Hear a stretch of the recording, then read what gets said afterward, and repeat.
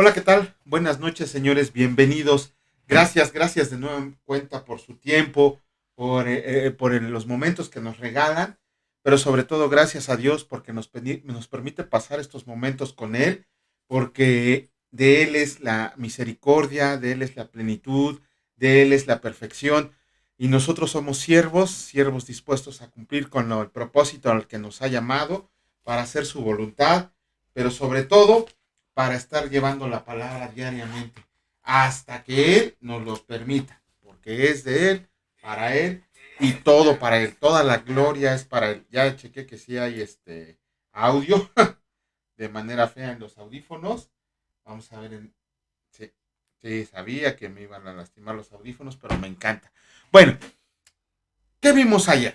¿Qué vimos ayer? Ya no te pregunto a ti, Almita, porque siempre te pregunto a ti y vas a decir que la traigo contigo. Entonces, mejor ¿qué Pero vimos sí ayer? sé. Ah, ven cómo contesta una sierva del Señor. Está perfecto ahí, ¿eh? Ajá. Ok, ¿dices tú qué vimos ayer? ¿O quieres hacer un comentario más bien? Sí, A ver, viene de ahí, Almita. de jueces vimos la historia de Jefté en el capítulo 11. Generalmente es lo que siempre nos llama, bueno, a mí siempre me llama la atención,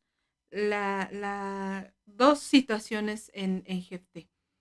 Que había una amargura por el rechazo que había sufrido por la situación en la cual nació. Y digo que había amargura porque él lo echa en cara, o sea, después de que lo van a buscar, se los vuelve a decir, si a mí me hicieron esto, a mí me hicieron aquello, y cuando yo era chico, y en fin, dio sus motivos.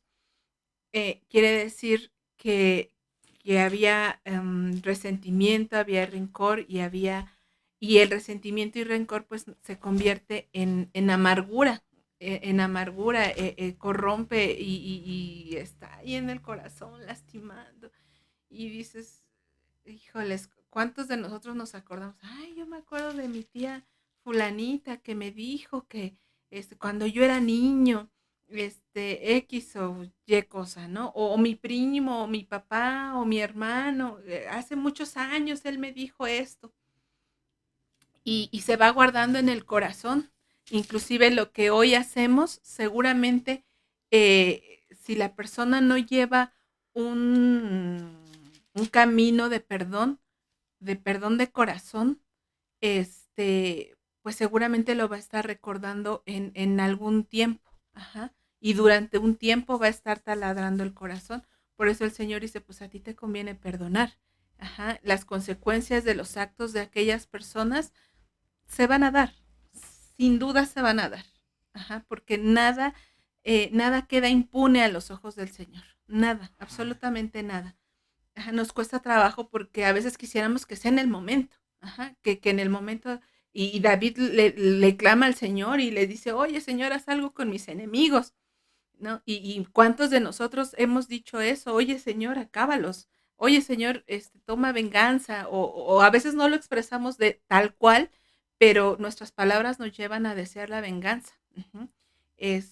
Y, pero pues bueno, por eso el Señor dice, el Señor Jesús nos dice, aprende a perdonar para que esa amargura, esa raíz de amargura no se quede en tu corazón y peor aún, la heredes. Ajá, la heredes. Entonces, esa es una parte de jueces. Y la otra, cuando hacemos votos irreflexivos o promesas irreflexivas, no reflexionamos sobre lo que le estamos prometiendo al Señor.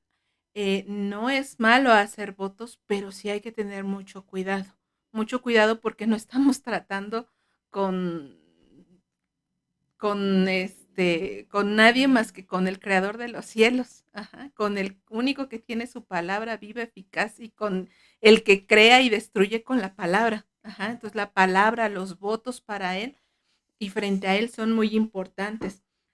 Que nuestro sí sea sí y nuestro no sea no, porque todo lo que no es así es del diablo, dice Jesús en Mateo 5:37. Ajá. Y además, en Números 31 nos manda que todo lo que prometamos lo llevemos a cumplir. Ajá. Si no vas a cumplir, pues mejor no prometas. Ajá. Finalmente el Señor dice, no, yo no quiero tus promesas, yo lo que quiero es obediencia. Eso es lo mejor que puedes hacer. Quiero que seas una persona misericordiosa, quiero que seas una persona que lleve mi justicia. No quiero holocaustos, no quiero promesas, porque yo conozco a mis hijos, ha de decir el Señor, yo conozco a mi tropa. Ajá. Eso en Jueces, no sé si tú tengas algo en Jueces que comentar.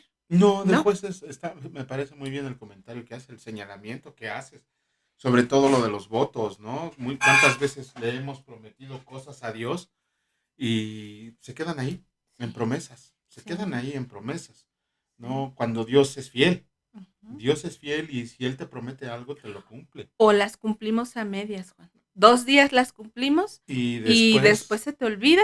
y acabo el Señor perdona. Ujú. Ajá, sí, te perdona, pero cuando te pregunte qué has hecho con lo que te dio, Con con lo la promesa prometido. que le hiciste, entonces sí, como dice Hebreos, Almita, que Dios nos cuide de agarrarnos, de Ah, caer en en manos de un manos de un Dios Dios airado. airado, Ajá. ¿no? Pero bueno, ¿En Jeremías tienes algo? no, ¿No? es que pobre Jeremías, hasta donde llevamos ahorita, es pura palabra del Señor para lo que le viene a Judá y Jerusalén, ¿no? Ujú. Ya por ahí vimos un capítulo donde pues, a Jeremías me lo agarraron a cachetadas y lo metieron al cepo, pero bueno, hoy vamos a leer cuánto tiempo el Señor le estuvo aventando palabra a Jeremías y ni así escucharon, ¿no? Ujú. En Marcos, Almita. Sí. Échale. En Marcos, bueno, habla de muchas cosas el Sí. Señor. Habla del divorcio, de la bendición a los niños, el joven rico, un tema muy controversial o un tema muy mal entendido, o que Dios nos lleve a iluminar nuestra mente en ese sentido. A mí me encanta, me encantó, nunca lo había visto, nunca. Marcos 10:21. Marcos 10:21, dice, entonces Jesús mirándole, o sea, se acerca, en contexto, se acerca el joven rico y le pregunta, ¿no? ¿Qué haré para la vida eterna? Ajá, Aquí está. Dice, entonces Jesús mirándole, le amó ay, Dios. y le dijo, una cosa te falta, Ujú. anda, vende todo lo que tienes y dalo a los pobres y tendrás tesoro en el cielo y ven, sígueme tomando tu cruz. Me encanta cuando Jesús dice, mirándole, o sea, se acerca a alguien con una intención de preguntarle al Señor. Entonces estamos convencidos que cuando tú le preguntes al Señor, te va a mirar, te va a escuchar y te va a amar. Ajá. Cuando él dice, entonces Jesús mirándole, le amó y le dijo y le dio respuesta a su pregunta. Y ahí Jesús nos enseña una forma de amar, lo que Él es amor, y nos describe y nos enseña el amor perfecto, el amor ágape, así le llaman, pero me encanta. Entonces Jesús, mirándole, le amó. Tú puedes estar con la certeza de que Jesús te ama. Ajá. Pero fíjense, más adelante le dice, ¿qué es lo que le faltaba? ¿Qué quiere decir? Que Jesús le habló con la verdad, como decimos aquí en México, derecha a la flecha. Ajá. Le dijo, sin rodeos, sin, ay, mira, es que sí ha sido muy bueno, yo te he visto, que sí, pero fíjate que te falla. No, el Señor fue derechito a donde su corazón había una situación que no le iba a permitir entrar al reino. Y aún sabiéndole que seguramente no lo iba a seguir, el Señor lo amó. Ajá. Aún sabiendo las condiciones del corazón de ese joven rico, el Señor le amó. Aún sabiendo que no lo iba a seguir. Ajá. Aún sabiendo que lo había sido llamado, lo escuchó, aún sabiendo eso, Jesús le dio la respuesta que necesitaba. Así es. Ajá. Y en cuestión de la riqueza, bueno, ¿y qué el Señor nos manda a vender a los discípulos, a sus seguidores, todo lo que tenemos? No, no, no, no, no necesariamente. Ajá. Aquí el problema es el amor al dinero. ¿Por qué? Porque el amor al dinero lo que hace es tener confianza en ti mismo, en que tú lo puedes ganar, en que tú puedes trabajar, obtener dinero y en tener confianza en el dinero, en que te está satisfaciendo. Cuando nosotras lo notamos, cuando hay un vacío, a veces nos vamos a la tienda, nos compramos algo y regresamos felices y se nos olvida el problema. Ajá, hoy día en una sociedad tan consumista como la que estamos, ese vacío de Dios lo va llenando justo el dinero y en todas las clases sociales, ¿eh? Cuando nos compramos el celular, no estoy en contra de eso, no estoy en contra de eso, ni mucho menos. La situación es esa, que el ser autosuficientes, creer en nuestras propias fuerzas, pues nos va alejando de Dios. Uh-huh. No es que la riqueza sea mala. En muchas ocasiones es una bendición. En muchas ocasiones es generarte más vacío. Pero bueno, eso es lo que a mí me encantó de Marcos. Bueno, a mí hay dos cosas que me llaman. Bueno, una de Marcos y una de Hechos. Pero hacer un comentario de lo que les voy a platicar de Marcos se me hace muy pobre. De hecho, Almita, ¿qué te parece si el lunes en el otro canal donde damos las clases, las sesiones, vamos a ver la parábola del ciego Bartimeo? Bueno, no parábola, el relato del ciego Bartimeo. Porque ahí todos piensan que, ¡ay, qué lindo! Jesucristo le dio la vista. Pero si analizamos el trasfondo del contexto histórico en el que está pasando, se van a dar cuenta de todo lo que implica que Jesucristo le haya preguntado, ¿qué quieres que te haga? Es increíble. Entonces, esa va a ser nuestra clase de lunes. Esa clase la damos a las 7:30, la historia del ciego Bartimeo.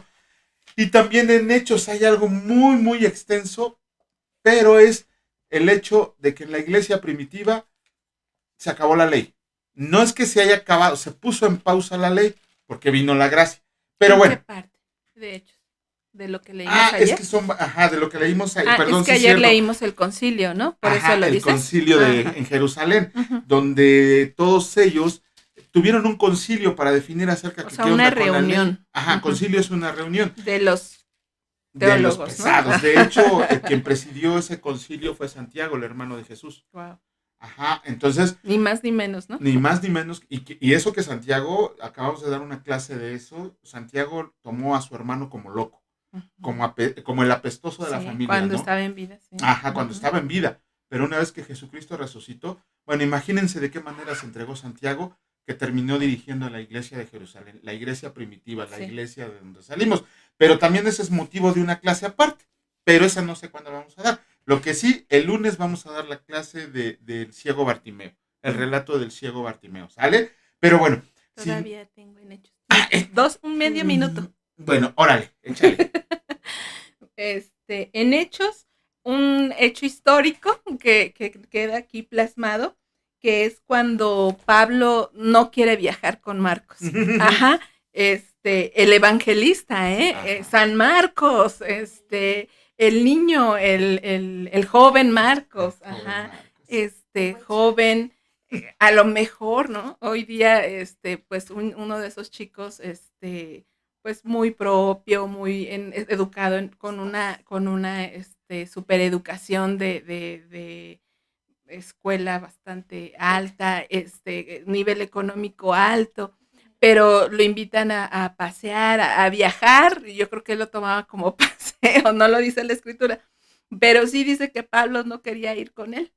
De hecho, se enojó mucho Pablo con él. Después lo vamos a ver, pero también Pablo lo perdonó y después dijo, tráiganme a Marcos, a mi hijo. ¿Cómo se llama esta parte para cuando hay argumentos, cuando los mismos escritores hablan mal de sí mismos?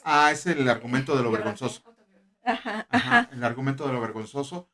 Y extendiendo, bueno, eso lo vimos también hace 3 semanas, dimos esa clase del argumento de lo vergonzoso, que nos sirve para darnos cuenta de que todo lo que está relatado en los evangelios es real. Y aquí este es un ejemplo. De hecho, se lo subo como comentario en este video para que lo vean. Es en la resurrección de Cristo vimos eso. Pero bueno, ahora sí. Ya. Ok, vamos a iniciar con la lectura ahora sí. En esta ocasión, en este día 29 de julio del 2022, nos tocan los libros de Jueces, Jeremías, Marcos y Hechos. Y empezamos con el libro de Jueces, capítulo 12, que dice así. Entonces se reunieron los varones de Efraín y pasaron hacia el norte, y dijeron a Jefté: ¿Por qué fuiste a hacer guerra contra los hijos de Amón y no nos llamaste para que fuéramos contigo? Nosotros quemaremos tu casa contigo. Y Jefté le respondió: Yo y mi pueblo teníamos una gran contienda con los hijos de Amón, y les llamé y no me defendieron de su mano. Viendo pues que no me defendían, arriesgué mi vida y pasé contra los hijos de Amón, y el Señor me los entregó. ¿Por qué? Porque pues habían subido hoy contra mí para pelear conmigo. Entonces reunió Jefté a todos los varones de Galad y peleó contra Efraín. Y los de Galad derrotaron a Efraín, porque habían dicho: ustedes son fugitivos de Efraín, ustedes los galaditas en medio de Efraín y Manasés. Y los galaditas tomaron los vados del Jordán y los de Efraín, a los de Efraín. Y aconteció que cuando decían los fugitivos de Efraín: quiero pasar, los de Galad les preguntaban: ¿eres tú efrateo? Y si él respondía no, entonces le decían: ahora pues di Shibolet. Y él decía Sibolet, porque no podían pronunciarlo correctamente. Entonces le echaban mano y le degollaban junto a los vados del Jordán. Y murieron entonces de los de Efraín 42,000. Y Jefté juzgó a Israel 6 años, y murió Jefté galadita, y fue sepultado en una de las ciudades de Galad. Ibzán, Elod, Abdón, jueces de Israel. Después de él juzgó a Israel Ibzán de Belén, el cual tuvo 30 hijos y 30 hijas, las cuales casó fuera, y tomó de fuera 30 hijas para sus hijos, y juzgó a Israel 7 años.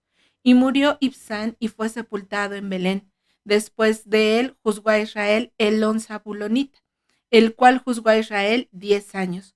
Y murió Elón Zabulonita y fue sepultado en Ajalón, en la tierra de Zabulón. Después de él juzgó a Israel Abdón, hijo de Gilel, piratonita. Este tuvo 40 hijos y 30 nietos, que cabalgaban sobre 70 asnos, y juzgó a Israel 8 años. Y murió Abdón, hijo de Gilel, piratonita, y fue sepultado en Piratón, en la tierra de Efraín, en el monte de Amalek. Como comentario, muchas veces vamos a leer en la palabra que gente iba montados en asnos, en burritos. Y nosotros podemos pensar que, ay, qué humilde, ay, qué pobre, iba en su burrito, ay, no tenía otra cosa. No. Si de verdad nos diéramos cuenta de lo que significa el burro en el contexto histórico de ese tiempo, solamente los poderosos y los reyes tenían su burro para que los cargara. Luego, cuando vemos, de hecho, hoy lo vamos a ver, hoy, vean cómo está hilado todo, ¿no? Eso me sorprende. Ahora que lo veamos en Marcos, volvemos a hacer un comentario del burrito, ¿no? Para quitarnos la idea de que, ay, pobrecito, sí. Ay, pobrecito, ay, no tenía para otro animalito, un camello, un caballo, ¿no? No, nos vamos a dar cuenta que el burrito sí. Era símbolo de realeza. Aquí, exacto. Era símbolo de realeza. Me callo. Pero bueno. Ajá, hoy lo vamos a leer en Marcos. Pero vámonos al libro de Jeremías, déjenme lo encuentro. Aquí está. Libro de Jeremías, capítulo 25, Reina Valera 1960. Y dice así: palabra que vino a Jeremías acerca de todo el pueblo de Judá en el año 4 de Joacim, hijo de Josías, rey de Judá, el cual era el año 1 de Nabucodonosor, rey de Babilonia, la cual habló el profeta Jeremías a todo el pueblo de Judá y a todos los moradores de Jerusalén, diciendo: desde el año 13 de Josías, hijo de Amón, rey de Judá, hasta este día, que son 23 años, ha venido a mí palabra del Señor, y he hablado desde temprano y sin cesar, pero no oyeron. Y envió el Señor a ustedes todos sus siervos los profetas, enviándolos desde temprano y sin cesar, pero no oyeron. No inclinaron su oído para escuchar cuando decían: vuélvanse ahora de su mal camino y de la maldad de sus obras, y morarán en la tierra que les dio el Señor, a ustedes y a sus padres para siempre. Y no vayan en pos de dioses ajenos, sirviéndolos y adorándolos, ni me provoquen a ira con la obra de sus manos, y no les haré mal. Pero no me han oído, dice el Señor, para provocarme a ira con la obra de sus manos, para mal suyo. Por tanto, así ha dicho el Señor de los ejércitos, por cuanto no han oído mis palabras, he aquí enviaré y tomaré a todas las tribus del norte, dice el Señor, y a Nabucodonosor, rey de Babilonia, mi siervo, y los traeré contra esta tierra y contra sus moradores, y contra todas estas naciones en derredor, y los destruiré y los pondré por escarnio y por burla en desolación perpetua, y haré que desaparezca de entre ellos la voz de gozo y la voz de alegría, la voz de desposado y la voz de desposada, ruido de molino y luz de lámpara. Toda esta tierra será puesta en ruinas y en espanto, y servirán estas naciones al rey de Babilonia 70 años.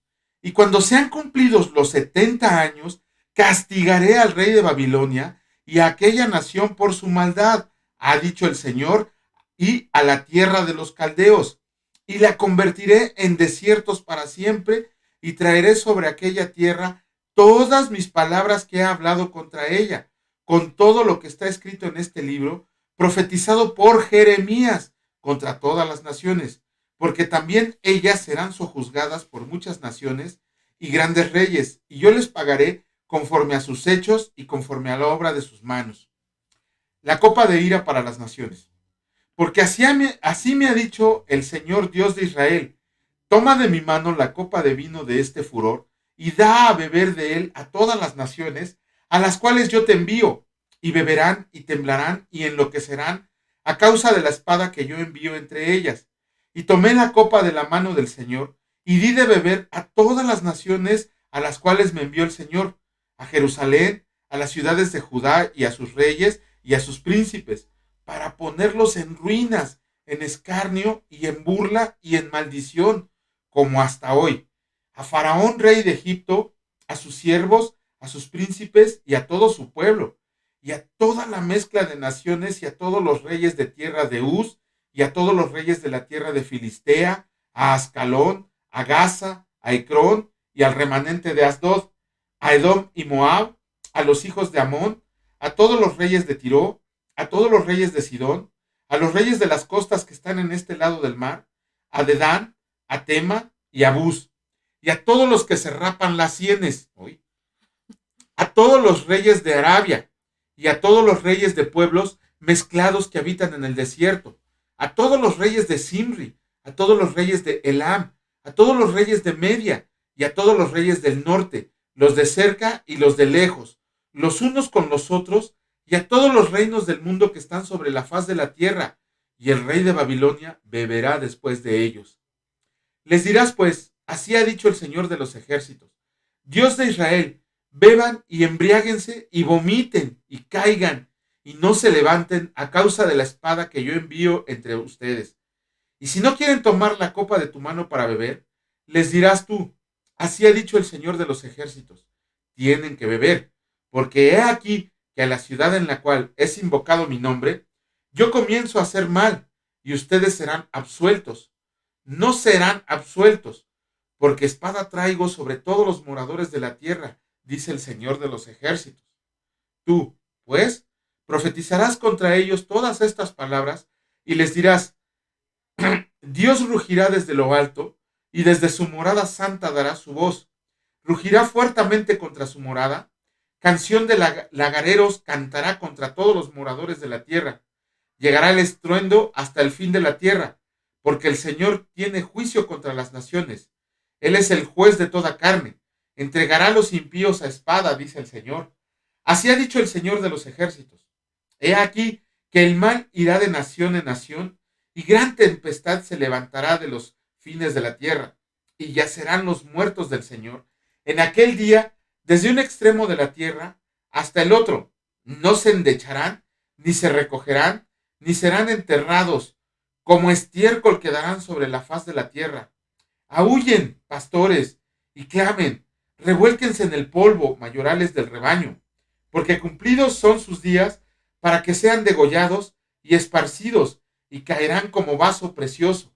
Y se acabará la huida de los pastores y el escape de los mayorales del rebaño.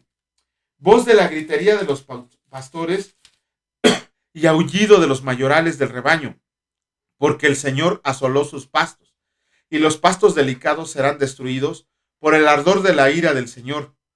Dejó cual leoncillo su guarida, pues asolada fue la tierra de ellos por la ira del opresor y por el furor de su saña. Híjole, Almita, ¿te atreves a hacer un comentario? Pues solamente como detalle, generalmente cuando se habla de copas en la Biblia son copas de ira. Cuando Jesús estaba en el Getsemaní y pedía, si puedes, aparta de mí esta copa, Era la ira de Dios. aquí está descrita una copa, la copa de la ira, una de las copas de la ira. Y vemos que es como, bueno, yo no soy pastora, mi abuela lo fue, pero me imagino que el que no haya alimento para sus, Perdón, pastora en el sentido de que tenía sus borreguitos. sí, perdón, Ajá. literal pastora, ¿eh? Ajá. O sea, literal ella tenía rebaño. un rebaño de ovejas. De los que hacen bien. Sí. Ajá, no, de los que hacen como burro, ¿no? No. No, ella cuidaba a sus animalitos y cuando no había que comer era una preocupación grandísima.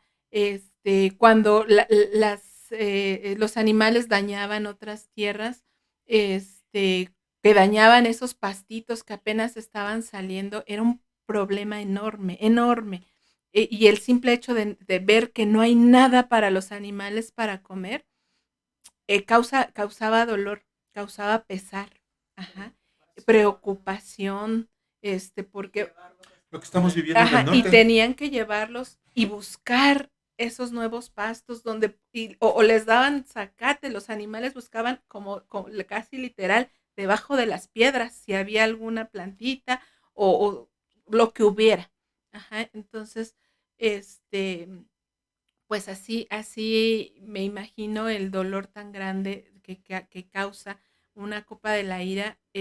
Claro, el Señor se lo describe ahí de tal manera que lo entienda la gente de su tiempo. Pero Jesús tomó de esa copa de la ira, Uh-huh. nada más. Pero bueno.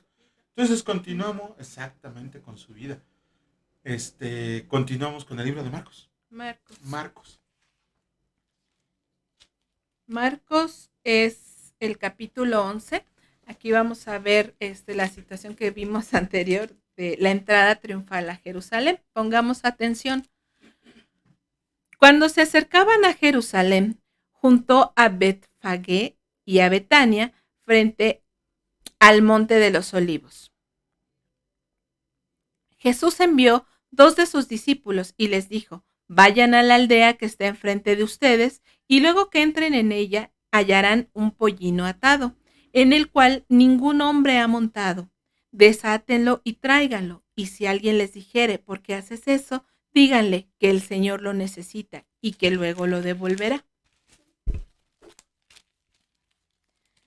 Fueron y hallaron el pollino atado afuera de la puerta, en el recodo del camino, y lo desataron.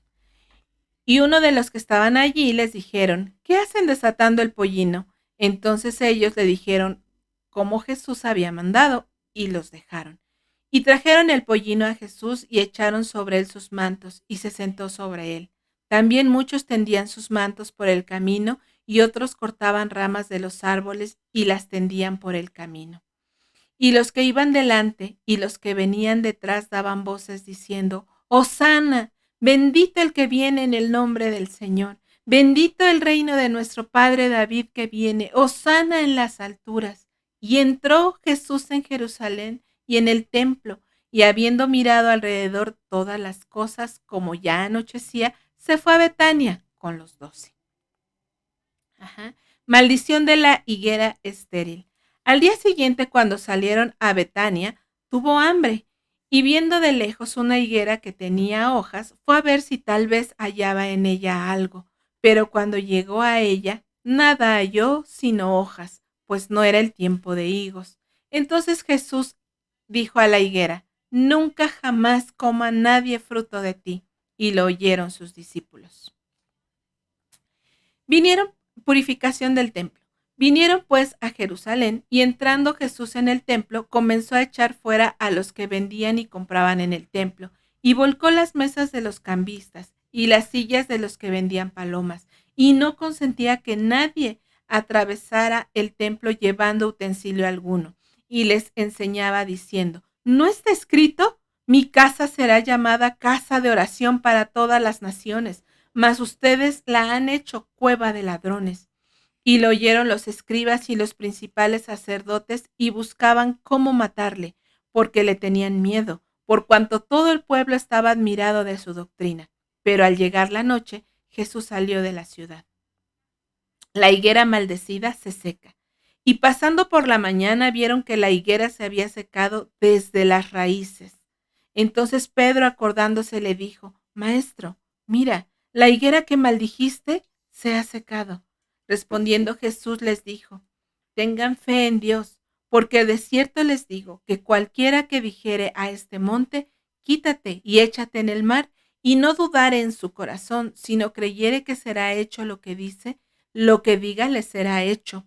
Por tanto les digo que todo lo que pidieran orando, crean que lo recibirán y vendrá. Y cuando estén orando, perdonen si tienen algo contra alguno, para que también su Padre que está en los cielos los perdone a ustedes sus ofensas. Porque si ustedes no perdonan, tampoco su Padre que está en los cielos les perdonará sus ofensas. La autoridad de Jesús. Volvieron entonces a Jerusalén, y andando él por el templo, vinieron a él los principales sacerdotes, los escribas y los ancianos, y le dijeron: ¿con qué autoridad haces estas cosas, y quién te dio autoridad para hacer estas cosas? Jesús, respondiendo, les dijo: les haré yo también una pregunta. Respóndanme, y les diré con qué autoridad hago estas cosas. ¿El bautismo de Juan era del cielo o de los hombres? Respóndanme. Entonces ellos discutían entre sí diciendo: si decimos del cielo, dirá: ¿por qué pues no le creyeron? Y si decimos de los hombres. Pero temían al pueblo, pues todos tenían a Juan como un verdadero profeta. Así que, respondiendo, dijeron a Jesús: no sabemos. Entonces Jesús les dijo: tampoco yo les digo con qué autoridad hago estas cosas. Cada evangelio está lleno de una enseñanza tremenda. Si nos metemos a hacer un comentario ahorita, tan solo lo que les decíamos hace rato, ¿no? Del burrito. Jesús no entró en un burrito por humilde. Dice pollino aquí, pero un pollino es un burrito, un asno chiquito. Pero no es porque fuera humilde. Un burrito es símbolo de realeza en esos tiempos en los que estaba viviendo Jesucristo. Pocos eran los que tenían un burro.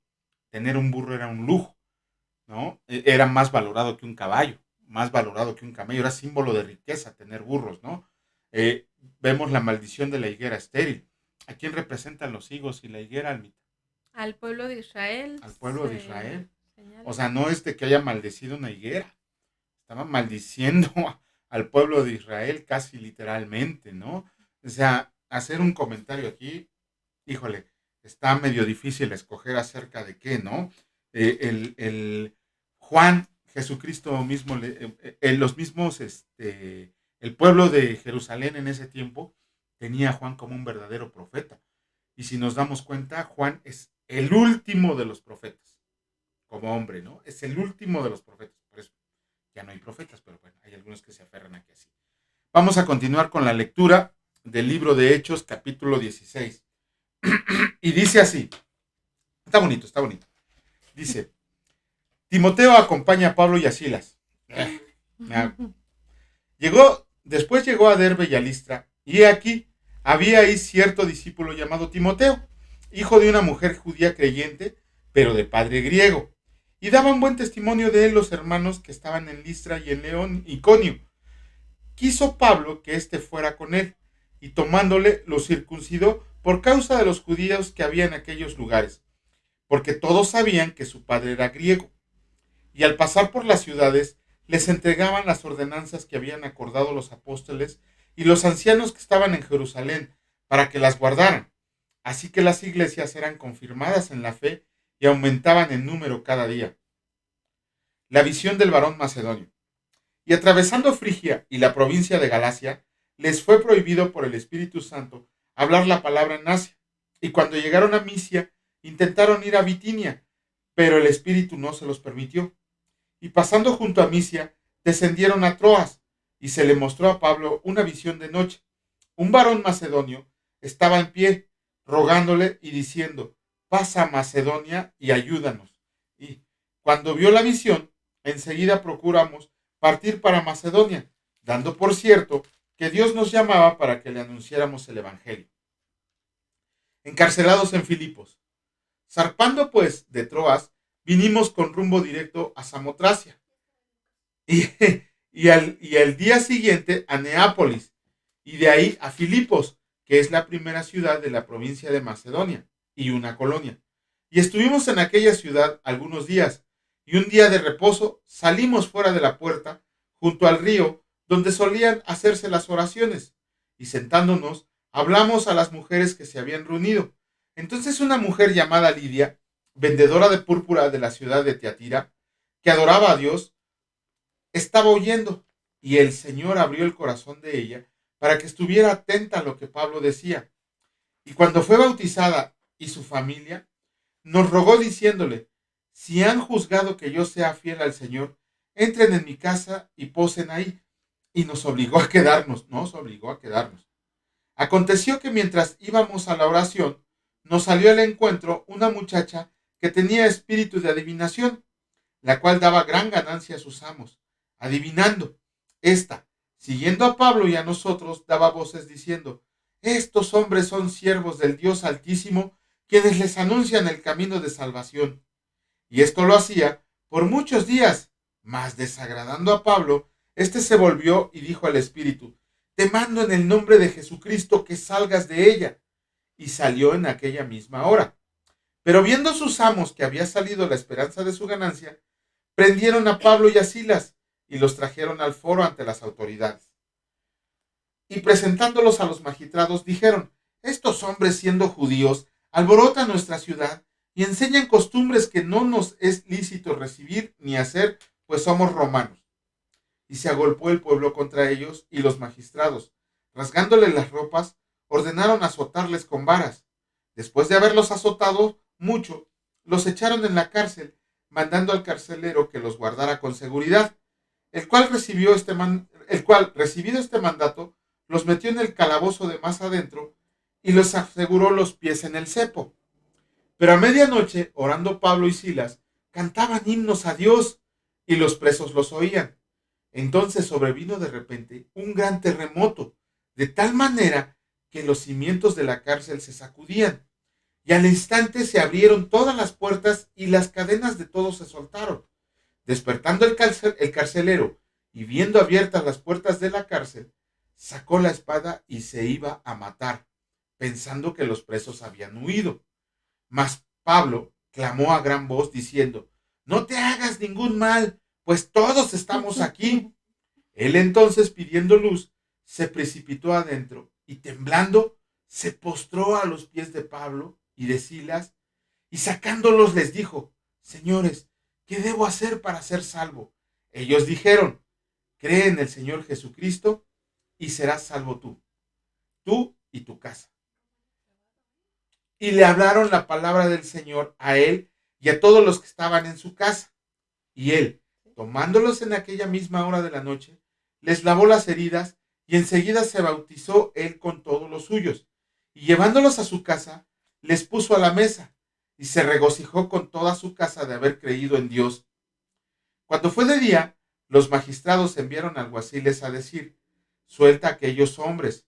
Y el carcelero hizo saber estas palabras a Pablo: los magistrados han mandado a decir que se les suelte, así que ahora salgan y márchense en paz.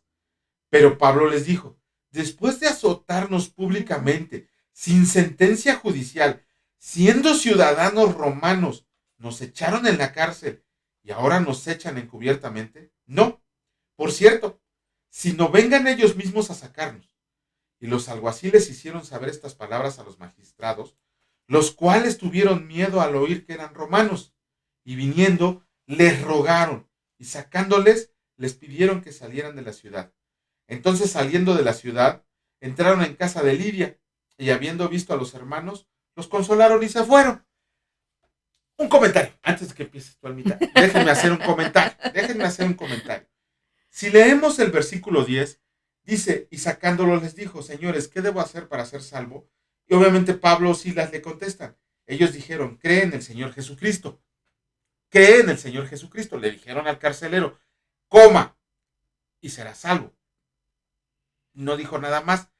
Muchas veces utilizamos este versículo, o muchas personas lo malentienden, para decir, no, es que si ya creyó mi papá, ya todos en la casa somos salvos. O luego hay muchas personas que predican un mal evangelio al decirle a una persona, es que si crees tú y tu casa se van a ir al cielo, porque la palabra dice que creas tú y tu casa serán salvos. Sin embargo, no vemos que cuando dice Pablo o Silas, dice, cree en el Señor Jesucristo y serás salvo, coma, tú y tu casa. ¿A qué se está refiriendo? No solo tienes que creer tú, sino que se tiene que convencer a toda la familia para que todos tengan la oportunidad de ser salvos. Ajá. No es que automáticamente, es que yo ya soy cristiano y gracias a mi sacrificio y esfuerzo, porque luego así andamos diciendo, ya toda mi casa se va a ir al cielo. No, no. Cada uno de nosotros tiene que tomar la decisión de responder al llamado de Dios y decirle, heme aquí. ¿Vale? Lo veremos más a fondo. Y entra esa responsabilidad como cristiano, esa, tú y tu casa. Tú y tu casa. Uh-huh. ¿No? Háblale a tu familia. Exactamente. Predícale a tu familia. Exactamente. Uh-huh. Pero bueno, ¿algo más? Sí. Aquí como hechos históricos, bueno, uh-huh. Aquí en Hechos 16, este libro de Hechos lo escribe Lucas. Ajá. Y antes de Hechos 16, siempre habla de ellos fueron en tercera persona. Ajá. Siempre habla de que ellos fueron, vinieron, subieron. Nosotros. Ajá. Pero aquí, cuando hablan en Hechos 16:8, hablan de un lugar que es Troas. Ajá. Y nos vamos de ahí a Lucas 16:11 y ahí ya empieza a hablar en primera persona, la persona que está escribiendo el libro. Ajá, que es Lucas. A partir de ahí sabemos que Lucas, el doctor, el evangelista, el historiador ya se une, se une a Pablo y a Silas. Me encanta que aparece Lidia, una mujer que dicen los que saben, los que han estudiado y han escrito, que es el evangelio llega a Europa, a esta parte de Europa, a través de una mujer. Ajá, Lidia. Ella no era europea, ella era asiática. Y era una mujer increíble porque tenía un negocio de exportación de pintura. Y su casa estaba en otro lugar, pero sus negocios estaban aquí, en Filipos. Entonces, ella, si bien no era judía, porque no era de ascendencia judía, a través de esta mujer que dio una hospitalidad tremenda, lo vamos a ver más adelante a estos evangelistas, gracias a ella entra el evangelio a Europa, a la región sur de Europa. Dios mediante, mañana hablaremos más de ella. Es una de las mujeres que vienen en el libro de 12 mujeres extraordinarias de John MacArthur. Y viene una narración increíble de Lidia. Dios mediante, mañana la compartiremos con ustedes si el Señor así lo permite. Así es. Y bueno, pues y como les comentábamos en nuestro canal hermano, vamos a dar la clase de El ciego Bartimeo. Ajá, porque pues para que vayamos viendo lo hermoso de la palabra, que cada una de las palabras que Jesucristo dijo no las aventó al azar. Cada una tiene un significado. Esa frase de ¿qué quieres que te haga? En esos tiempos, bueno, se podría decir inclusive que estaba ofendiendo al ciego. Pero lo vamos a analizar el día lunes. No nos queda otra más que dar gracias. Das gracias. Digo, no, gracias por el punto. Muchas gracias a Dios. Este, Padre Celestial, Padre, gracias por esta noche, gracias por habernos reunido, gracias porque estamos aquí en familia. Te pedimos por las casas de los hermanos que están viendo estos videos, que lleguen a ver estos videos, Señor. Te pedimos por los miembros de su familia, te pedimos que los mires y sabemos que los amas y que estás en su búsqueda y que los estás llamando a todos aquellos que aún no han escuchado tu voz, Señor. Abre sus oídos, abre su entendimiento y a nosotros también, Padre. Gracias te damos por la provisión del día de hoy, por nuestro pan que es la escritura y por nuestro pan físico también. Gracias, Señor, porque en nuestra mesa no ha faltado alimento. Te damos muchas gracias porque todos los días nos muestras tu misericordia, todos los días nos muestras tu bondad y todos los días nos muestras por dónde quieres que caminemos. Señor, te alabamos y te bendecimos y dales hoy buenos sueños a nuestros hermanos, que el día de mañana se levanten renovados y frescos y listos para hacer tu voluntad, Señor. En el nombre de Cristo Jesús, tu Hijo amadísimo. Amén. Amén. Muchas gracias por su tiempo, señores. Si Dios lo permite, nos vemos el día de mañana por la misma hora y el mismo canal. Y pues que descansen. Saludos y bendiciones. Hasta luego.